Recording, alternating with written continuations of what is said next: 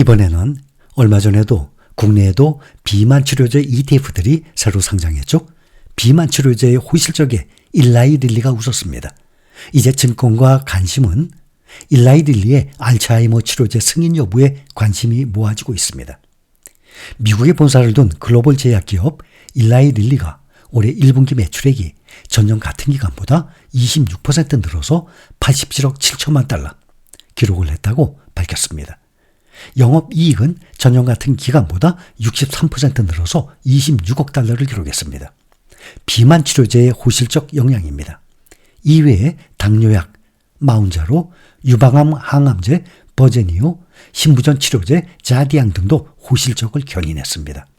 1분기 매출액은 시장 기대치보다 2% 밉도는 수준입니다.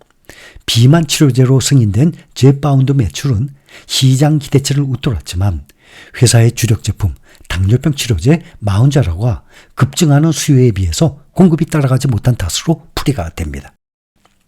일라이 릴리는 비만 치료제 제파운드와 제2형 당뇨병 치료제 마운자로의 수요가 급증을 하면서 올해 전망치를 대폭 상향 조정했습니다. 일라이 릴리의 올해 1분기 실적은 당뇨, 비만 부문 의약품이 주도했습니다. 1분기 당뇨, 비만 부문 매출은 55억 달러로 전년 동기 대비 31%나 늘었습니다.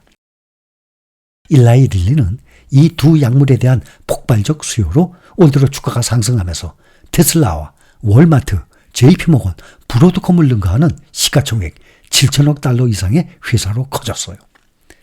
시가총액이 1조 달러를 넘어선 메타 다음입니다. 일라이 릴리는 역시 비만 치료제 위고비와 관련 이 당뇨병 치료제 오젠팩을 생산하는 덴마크의 제약회사 노보 노르디스크, 이 회사와 비만 치료제 시장에서 양대 경쟁업체입니다. 일라이 릴리 주가는 어제 6% 상승한 후에 오늘은 0.56% 하락을 했지만 올해 들어서는 시가총액 1위 기업 마이크로소프트는 7% 오르고 2위 기업 애플은 마이너스 9% 상태예요. 그런데 거기에 비해서 일라이 릴리는 31%나 상승 중에 있습니다. 국내에서도 소개를 해드렸지만 얼마 전에 비만 치료제 ETF도 상장을 했었습니다. 미국의 금리 인하 시점이 늦어질 수 있다는 이 전망에 바이오 헬스케어 섹터 전반에 힘이 빠진 데다가 절반가량을 차지하고 있는 상위 두 종목인 노보노디스크와 일라이 릴리 주가에 대한 고평가 우려가 커지고 있기 때문에 현재의 주가는 부진한 상태입니다. 세 상품 모두 비만 치료제 시장의 대표 기업인 노보노디스크와 일라이 릴리 비중을 절반가량 담은 게 특징입니다. 결국 이들 ETF의 수익률은 상위 두 개 기업 주가에 가장 큰 영향을 받을 수밖에 없습니다. 수년간 꾸준히 상승하던 노보노디스크와 일라이 릴리는 3월 이후 다소 주춤한 흐름을 보이고 있습니다. 연초만 해도 연준이 최대 6회까지 금리를 인하할 수 있다는 전망이 나왔었지만 이제는 연내 최소 한 번 혹은 연내 인하가 안 될 수도 있다는 의견이 많아지면서 대표적 성장 섹터인 바이오, 헬스케어 분야가 전반적으로 약세입니다. 일라이 릴리와 노보노디스크 주가는 최근 2년간 각각 166%, 139% 급등을 하면서 고평가 우려도 커지고 있습니다. 또 말씀을 드렸다시피 이렇게 비만 치료제 ETF라든지 또 세계적인 명품 종목들에 투자를 하는 글로벌 럭셔리 관련 ETF라든지 또 전기차 관련 2차 전지 ETF라든지 또 메타버스 관련 ETF라든지 또 이 가끔 뉴스에 또 나오는데 이번 뉴스에도 보면 오늘자 한국거래소에 따르면 올 초부터 4월 30일까지 레버리지, 그러니까 우리나라는 레버리지가 2배까지죠. 지수 2배 추정하는 레버리지 제외하고 국내 ETF 중에서 하나로 원자력 아이셀렉트 ETF가 수익률 1위를 달성했다고 나왔습니다. 47.58%, 순자산액은 214억 원짜리 ETF예요. 지난해부터 국내 전력기기 중에서 상승 랠리가 펼쳐지면서 ETF 내 관련 기업들의 편입 비중이 높아졌고 전체 수익률이 올라갔습니다. 현재 HD 현대 일렉트릭, LS 일렉트릭 등이 상위 편입 종목이에요. 이렇게 생각지도 않았다가 이렇게 수익률이 높게 되면 뉴스에 나오게 되고 SNS상에 퍼져요. 그러면 그래? 뒤늦게 알게 되고 뒤늦게 들어가게 됩니다. 이러한 모든 종목들은 우리가 투자 중인 세계 1등 시장이죠. 미국에 가장 안전하고 수익률도 그 정도면 충분합니다. S&P 500, 나스닥 100, 필라델피아 반도체 이 패시브 ETF를 가장 기본으로 하고 그 다음에 추가적으로 빅테크주에 투자하는 빅테크주들 ETF 있죠. 거기에 투자한 것을 메인으로 하고 그 다음에 제가 말씀드린 이러한 종목들을 서브를 하는 것이지 어디 수익률이 좋다고 무조건 거기에 몰빵을 한다든지 그쪽에 많은 비중을 두는 것은 결코 바람직하지 않은 투자라고 수없이 말씀을 드리고 있습니다. 미국의 3월 구인 건수가 3년여 만에 최저 수준으로 감소했습니다.